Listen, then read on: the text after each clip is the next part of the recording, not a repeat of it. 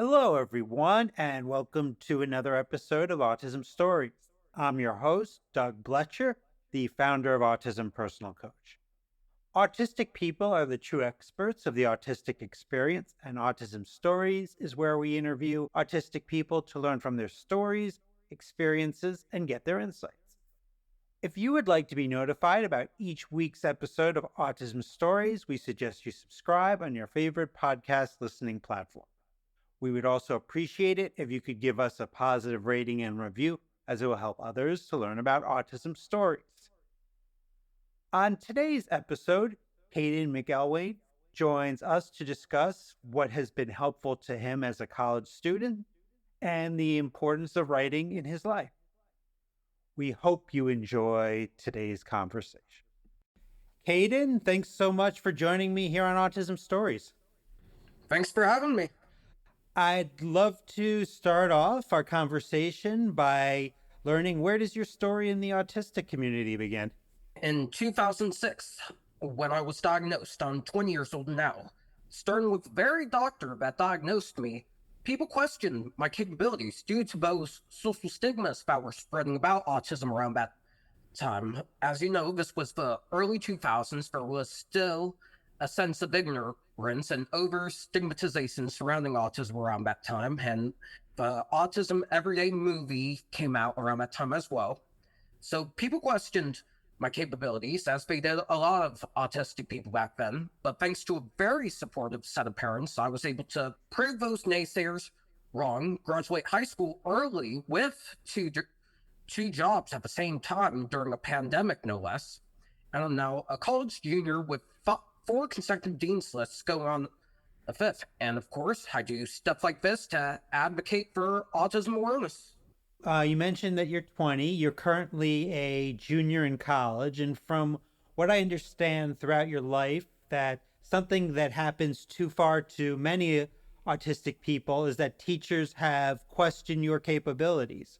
What would you like teachers to know in supporting you or other autistic students they teach? Well, I cite one incident in particular that I always talk about.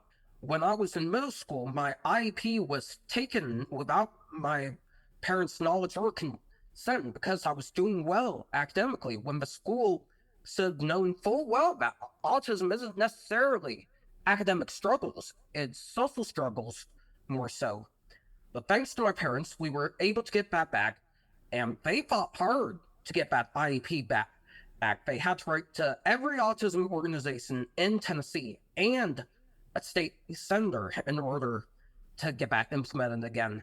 And I later learned that taking away someone's IEP for no justifiable reason is actually illegal in this country, which is ironic. So I guess my message to teachers and anyone in an academic setting would be to put in the work to help those with special needs and autism and neurodiversity be successful in the classroom. Don't use their IEPs as a pawn, and don't question them. That's the big thing. From what I understand, online learning has been helpful to you on your academic path. So I'm wondering, in what ways has online learning specifically been helpful to you? I could go on all day. With online learning, I can concentrate better on what truly matters, which is my academics. In fact, for junior and senior year of college, I'm doing fully online, not necessarily to save money, but so I can concentrate on academics. There was a lot of stuff this year that was truly distracting in my academic success. Ironically, I still managed to get the four dean's lists, but there were a lot of parties, a lot of ignorant people who would mess around at night, knowing full well that they should be studying if they're spending hundreds upon thousands of dollars to go to an institution. And I just didn't want any part of that. So, doing online, I'm doing well. There is one class in which I have a C plus, but I'm almost done raising it up to at least a B, and hopefully I get the 15s list. So when you mentioned focus, I'm wondering about sensory differences. How did that kind of impact you in in, the classroom learning compared to online learning? Oh, no, no, I doubt it was censored. It was more so I'm not spending hundreds upon thousands of dollars to watch people party or be distracted by people partying or going out at night when they should be studying. Now, in preparing to interview you, I read where you said one major skill that's been helpful to you is embracing who you are. What have been some important things that have helped you to develop this skill? I would say one big thing. My parents, they taught me a lot about embracing who you are, not spreading hate because someone gives you a free card to do so. And they've been my biggest advocate, even when I don't deserve it. And I'm extremely grateful for them. I've seen many of us as autistic people embrace who we are through writing. From what I understand, you started writing as a teenager and have won awards for your work. So, which makes me think if you have any advice for autistic people who want their writing to be seen by more people. I would say not just to those with autism, but to all people, put in the work. In the words of Field of Dreams, if you build it, they will come. If you put in the work, you will certainly have success in the field.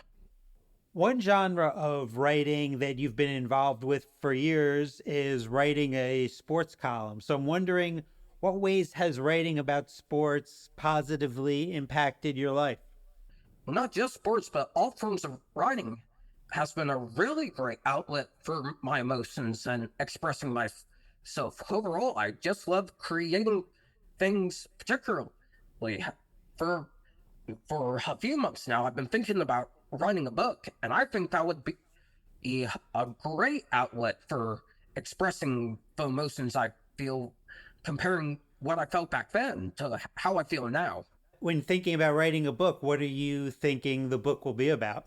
Well, I have a few ideas, but one big one is an autobiography about my life, how I was able to get to where I'm at thanks to a strong work ethic and a supportive set of parents.